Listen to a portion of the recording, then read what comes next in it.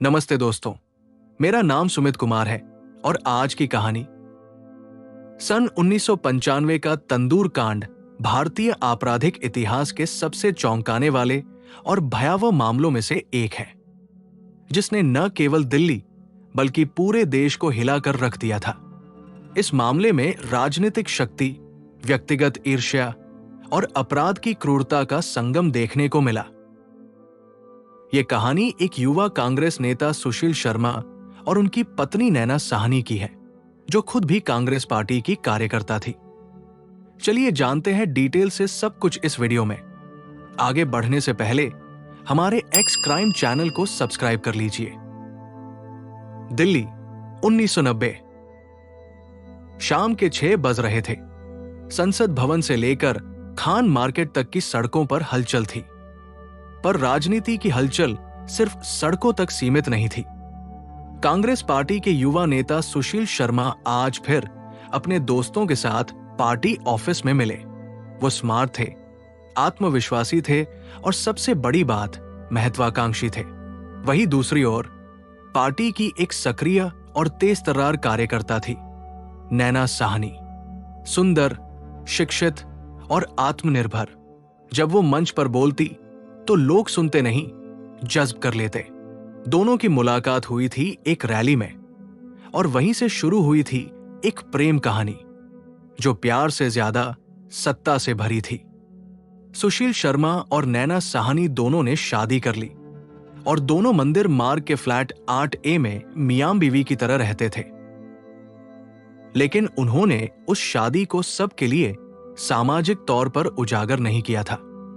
नैना सुशील पर लगातार दबाव बना रही थी कि इस शादी को उजागर करो। इस बात से दोनों में मनमुटाव शुरू हो गए। असल जिंदगी में यह रिश्ता एक राजनीतिक सौदे जैसा हो गया था। नैना को लगता था कि सुशील उससे दूर होता जा रहा है और सुशील को लगता था कि नैना अब पार्टी में उसके बराबर हो रही है, या शायद उससे आगे। रिश्तों में शक की दीवारें बनने लगी थी। एक रात जो इतिहास बन गई। 19 जुलाई 1995 की रात। दिल्ली की गर्मी अपने चरम पर थी, लेकिन एक फ्लैट में कुछ और ही उबल रहा था। ईर्ष्या, क्रोध और साजिश। नैना अपने फ्लैट में थी। वो फोन पर किसी से बात कर रही थी, मुस्कुरा रही थी। सुशील ने वो देखा और वही मुस्कुराहट उसके दिल में चुभ गई। सुशील शर्मा को अपनी पत्नी नैना साहनी की माथुर करीम से दोस्ती पर आपत्ति थी। माथुर और नैना सहपाठी और साथ ही कांग्रेस कार्यकर्ता थे। सुशील को नैना पर माथुर के साथ विवाहेतर संबंध होने का संदेह था। सुशील ने नैना को फोन पर बात करते और शराब पीते देखा। सुशील को देखते ही नैना ने फोन काट दिया। कौन है ये जिसका नाम बार बार आता है? किससे बात कर रही थी? सवालों के जवाब में सिर्फ चुप्पी मिली। पर सुशील को अपनी सच्चाई चाहिए थी, या शायद एक बहाना। सुशील ने फोन दोबारा डायल किया तो दूसरी तरफ माथुर था। कुछ ही पलों में आवाजें बढ़ने लगी। बहस तेज हुई और फिर गुस्से में सुशील ने नैना को गोली मार दी। सुशील ने जब देखा कि नैना अब जिंदा नहीं रही तो डर नहीं, एक प्लान बना। उसे अपने राजनीतिक करियर की चिंता थी। मीडिया, पुलिस, पार्टी, सबसे बचना था। फिर उसकी लाश को पॉलीथीन में पैक किया, फिर कपड़े में लपेटा, लेकिन उठा नहीं पाया तो घसीटकर कमरे से अपनी कार तक ले गया। सुशील नैना को मारने के बाद उसे यमुना में फेंक देना चाहता था, लेकिन फिर उसे लगा कि कोई देख न ले, तो उसने अपने ही रेस्तरां बगीचा में नैना के शव को जलाने की सोच ली। उस समय कनॉट प्लेस थाने के एसएचओ निरंजन सिंह बताते हैं, नैना साहनी के शव को तंदूर के अंदर रखकर नहीं, बल्कि तंदूर के ऊपर रखकर जलाया जा रहा था, जैसे चिता को जलाते हैं। कांस्टेबल कुंजू ने सबसे पहले जली लाश देखी थी। उस रात 11 बजे वो जनपद पर गश्त लगा रहे थे। तभी उन्हें अशोक यात्री निवास के प्रांगण से आग की लपटें और धुआं उठता दिखाई दिया।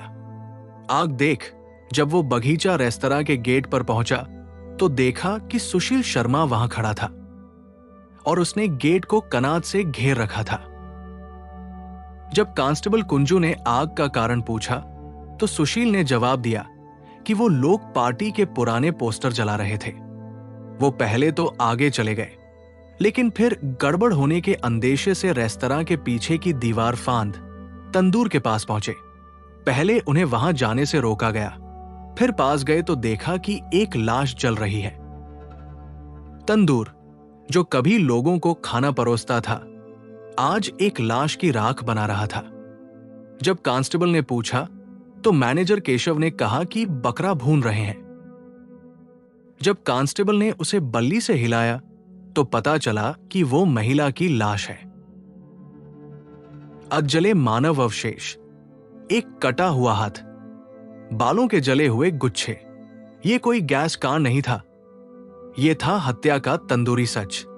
इसके बाद उसने अधिकारियों को फोन कर घटना की जानकारी दी। पहले कर्मचारी पकड़े गए। उनमें से एक ने कहा, साहब, मालिक खुद लाश लाया था, बोला कि इसे जला दो, सब्जी समझो। लेकिन जब हाथ बाहर गिरा तब समझ आया ये इंसान है। सुशील शर्मा को जैसे ही भनक लगी कि केस खुल गया है, वो रातों रात फरार हो गया। 3 दिन तक दिल्ली में छिपता रहा, फिर हैदराबाद, मुंबई और फिर बेंगलुरु। दिल्ली पुलिस ने एक स्पेशल टीम बनाई। एसीपी के नेतृत्व में टीवी पर न्यूज ब्रेकिंग थी। कांग्रेस नेता ने पत्नी को मारा, तंदूर में जलाया। तंदूर कांड ने दिल्ली की राजनीति को झकझोरा। क्या कांग्रेस को इस कांड से नुकसान होगा? जले हुए अवशेषों में नैना साहनी का डीएनए पाया गया। गवाहों ने सुशील शर्मा को शव के साथ देखे जाने की पुष्टि की।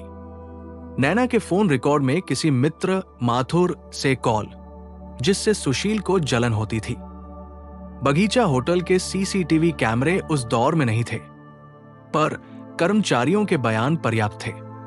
बेंगलुरु में एक होटल से सुशील शर्मा गिरफ्तार किया गया।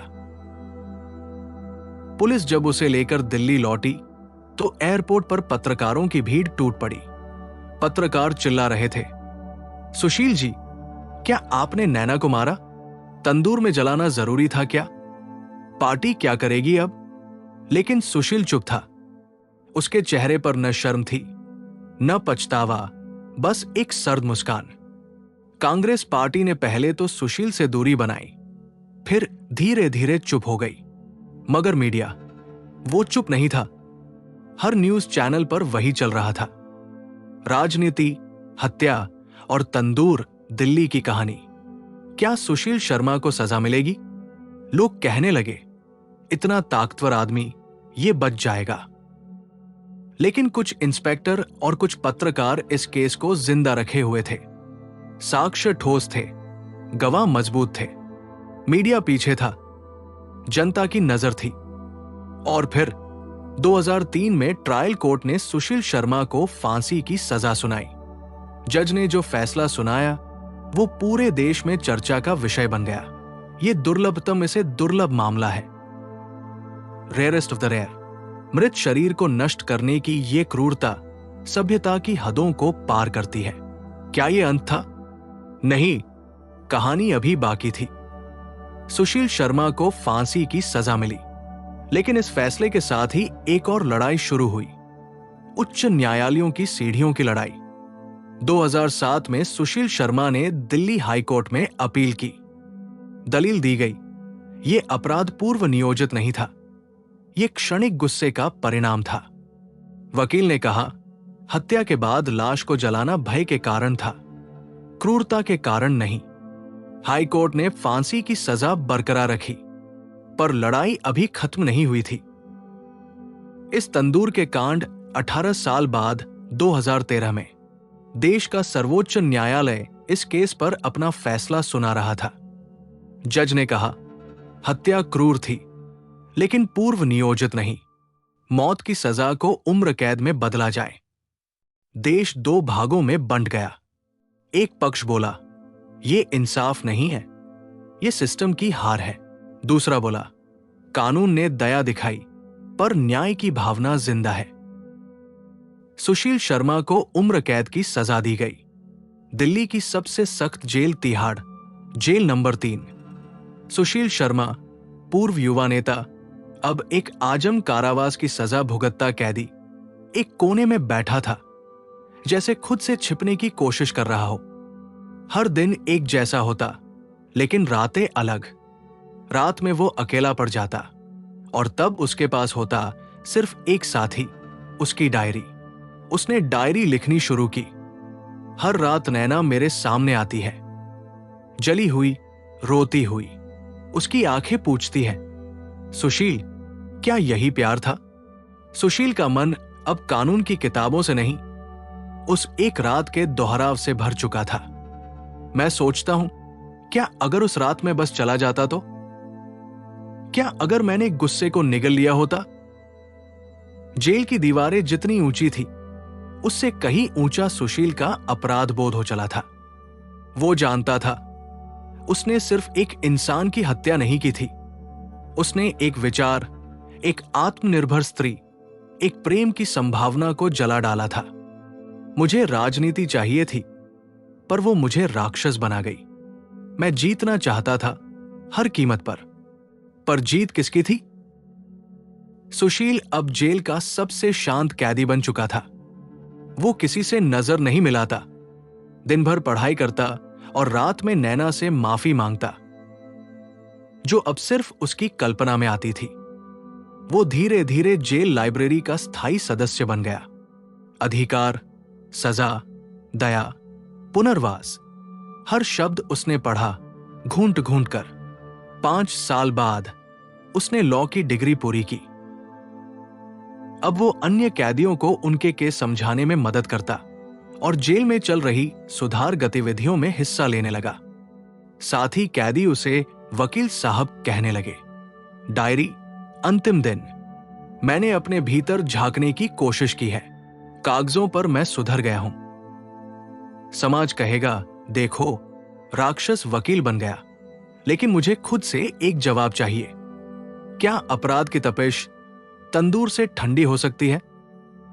23 साल बाद 2018 में दिल्ली हाईकोर्ट ने सुशील शर्मा को रिहा करने का आदेश दिया, ये कहते हुए कि उम्र कैद मतलब जिंदगी भर नहीं, सुधार का अवसर भी देना चाहिए। देश में फिर हलचल मच गई। नैना की मां ने कहा, हमने बेटी को खोया, अब इंसाफ भी खो गया। क्या यह हत्या सिर्फ एक मर्डर थी या समाज का आईना? जब इंसान का अहंकार रिश्तों पर हावी हो जाता है, जब राजनीतिक सत्ता इंसानियत से बड़ी हो जाती है, जब एक महिला की मुस्कान किसी की ईर्ष्या का कारण बनती है, तो तंदूर सिर्फ रोटियां नहीं जलाता, वो सपने जलाता है। और अंत में सिर्फ सवाल बचते हैं, अगर नैना एक आम महिला होती, क्या मीडिया उतना शोर करता? अगर सुशील शर्मा आम नागरिक होता, क्या फांसी से बच पाता? क्या तंदूर की आग कभी शांत हो सकती है? कमेंट बॉक्स में अपने विचार जरूर बताइए।